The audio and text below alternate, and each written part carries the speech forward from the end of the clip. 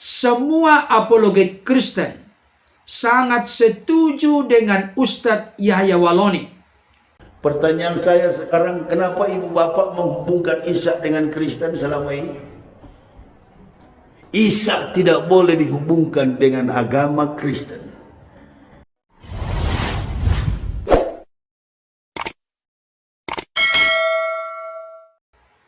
Shalom, salam sejahtera dalam kasih Kristus.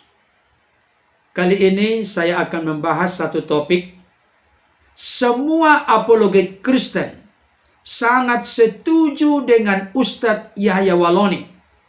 Kristen tidak ada hubungannya dengan Nabi Isa. Sebelum saya lebih jauh memberikan beberapa ulasan dan catatan penting terkait dengan topik ini, mari kita saksikan dulu pernyataan singkat, jelas, padat dari Ustadz Yahya Walloni berikut ini. Pertanyaan saya sekarang, kenapa ibu bapak menghubungkan Ishak dengan Kristen selama ini? Siapa yang ajar dari dulu itu? Kalau bicara Ishak selalu Kristen. Kalau bicara Nabi Isa selalu Kristen. Kristen gak ada hubungan dengan Nabi Isa. Tuhannya Kristen bukan Isa. Tuhannya Kristen adalah Yesus Kristus. Lakum dinukum waliyadin. Tuhanmu adalah Tuhanmu, Tuhanku adalah Tuhan. Lakum dinukum waliyadin. Bagimu adalah agamamu, bagiku adalah agamaku. Isa tidak boleh dihubungkan dengan agama Kristen. Baik Bapak Ibu Saudara, tadi kita sudah menyaksikan pernyataan dari Ustadz Yahya Walloni. Beliau memulai pernyataannya dengan berkata, kenapa menghubungkan Isa dengan Kristen selama ini? Siapa yang mengajarkan dari dahulu hal itu? Kalau bicara Nabi Isa, selalu dikaitkan dengan Kristen. Maka beliau pun memberikan konfirmasi penegasan. Kristen tidak ada hubungannya dengan Nabi Isa. Alasan argumentasi dari Ustadz Yahya Walloni, karena Tuhannya Kristen bukan Nabi Isa, tetapi Yesus Kristus.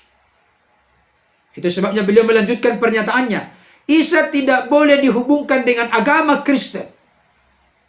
Saudara dikasihi Tuhan, dari sekian banyak ceramah Ustadz Yahya Walloni yang sudah pernah saya saksikan, simak dan dengarkan, baru kali ini saya menemukan bahwa Ustadz Yahya Walloni menyampaikan sebuah kebenaran yang tepat seperti yang diyakini dan dipercayai oleh orang-orang Kristen. Kenapa saya katakan demikian? Saya yakin dan percaya banyak sekali apologet Kristen yang sangat setuju dengan pernyataan Ustadz Yahya Walloni pada kali ini, di mana Kristen tidak ada hubungannya sama sekali dengan Nabi Isa. Saudara dikasihi Tuhan, pernyataan ini semakin mengkonfirmasi, memberikan penegasan kepada kita bahwa antara Nabi Isa dengan Yesus Kristus memiliki perbedaan yang sangat jelas. Tidak ada sangkut pautnya sama sekali. Mungkin dalam konteks terminologi bahasa, pengertian bahasa, bisa saja konteks misalnya bahasa Indonesia Yesus Kristus, Yeshua HaMashiach dalam bahasa Ibrani, Isa Al-Masih dalam bahasa Arab. Dari segi terminologi bahasa, artinya bisa sama. Tapi yang jelas, kalau kita nanti mengeksplorasi data-data yang ada dalam Alkitab dan juga yang ditemukan di dalam Al-Quran, maka antara Nabi Isa dengan Yesus Kristus benar-benar merupakan sosok dan pribadi yang berbeda sama sekali. Saya melihat ketika Ustadz Yahya Walloni memberikan penegasan dengan pernyataan singkat, jelas dan padat bahwa Kristen tidak ada hubungannya dengan Nabi Isa. Maka hal ini berseberangan dengan para mualaf yang dari Katolik maupun Kristen, yang seringkali memberikan komentar bahwa Isa dengan Yesus itu sama. Berarti ustadz mualaf ini berbeda dengan Ustadz Yahya Waloni.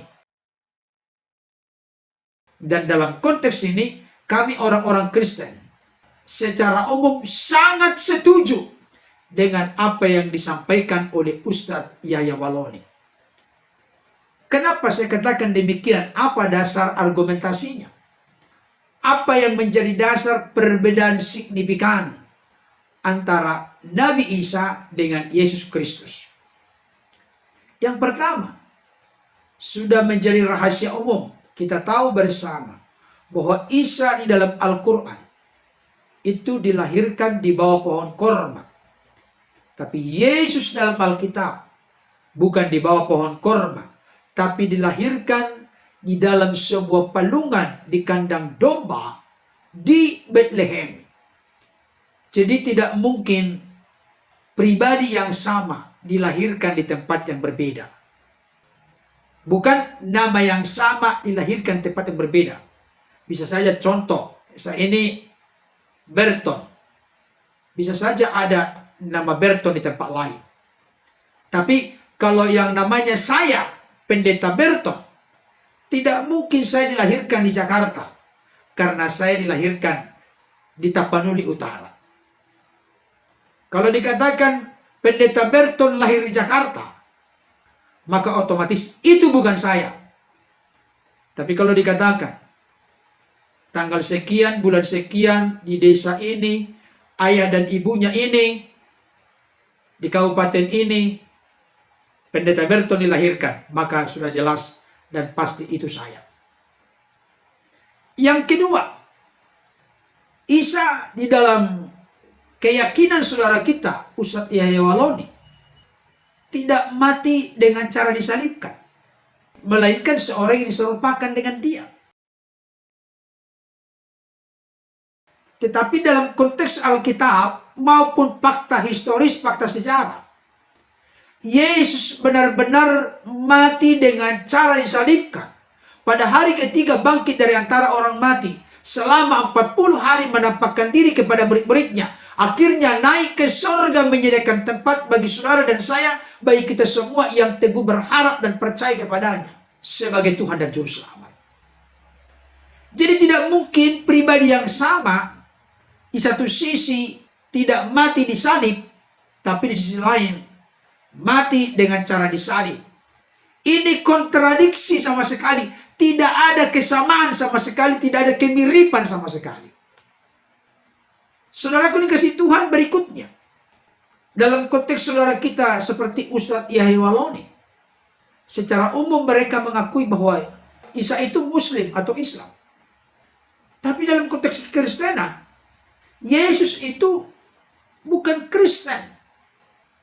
Dalam konteks eksistensi keberadaan sebagai manusia, Yesus itu orang Yahudi. Nah, ada orang yang bertanya, kalau Yesus bukan beragama Kristen, kenapa Anda beragama Kristen? Sebutan Kristen pertama kali dinyatakan dalam Alkitab di Kisah Rasul 11 ayat 26 di Antioquia. Sebutan Kristen artinya pengikut Kristus. Kami yang percaya Yesus sebagai Tuhan Juru Selamat dan mengikuti ajarannya, contoh teladan hidupnya, maka kami disebut pengikut Kristus. Pengikut Kristus sama artinya dengan Kristen. Karena arti Kristen adalah pengikut Kristus. Saudara dikasih Tuhan, perbedaan berikutnya. Saudara-saudara kita seperti Ustadz Yahya Waloni dan saudara-saudara kita Muslim, mereka mengakui dan percaya Yesus hanya sebatas nabi atau utusan atau rasul. Dalam konteks Kristenan, Yesus itu memiliki gelar Yeshua HaMashiach, Mesias dari segala Mesias. Dalam pengertian, dalam perjanjian lama ada Mesias? Nggak ada. Karena pengertian Mesias yang diurapi. Siapa yang diurapi di perjanjian lama? Nabi, imam, raja. Tapi Yesus sekaligus langsung dalam dirinya ada jabatan Nabi, imam, raja. Makanya kalau Nabi, imam, raja perjanjian lama disebut Mesias yang diurapi.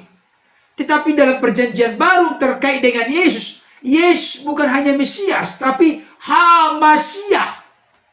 Karena Yesus memiliki jabatan Nabi, Imam, dan Raja. Selain itu, dalam konteks kekristenan, menurut data dan fakta Alkitab, Yesus juga dipercayai dan diyakini oleh orang-orang Kristen sebagai Lord, Kurios, Tuhan. Kemanusiaan Yesus yang dilahirkan oleh Bunda Maria dan selama kurang lebih 33,5 tahun di dunia ini.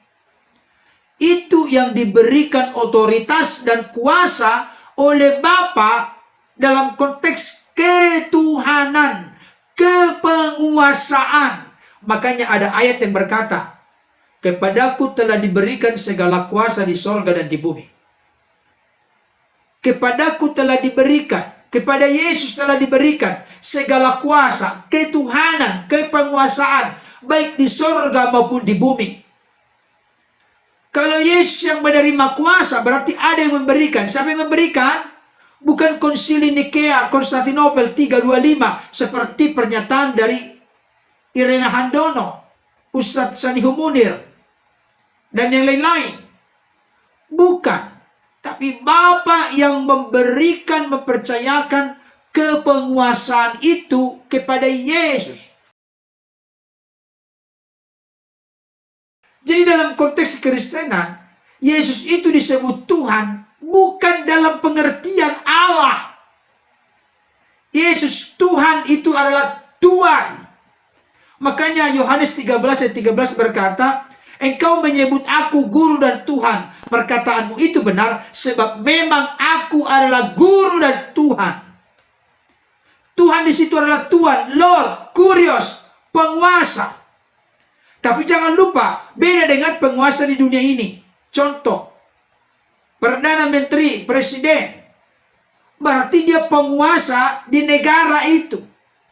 Presiden penguasa di Indonesia adalah Bapak Joko Widodo yang kita hormati.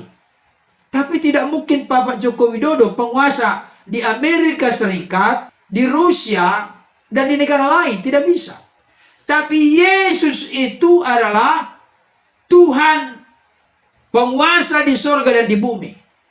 Berarti Yesus adalah penguasa dari segala penguasa. Jadi bagi orang Kristen, Yesus itu bukan sekedar sebatas nabi, utusan, rasul. Tapi dia adalah Tuhan penguasa, baik di dunia maupun di akhirat. Bahkan sampai ada pernyataan yang sangat terkenal. Dia terkemuka di dunia dan di akhirat.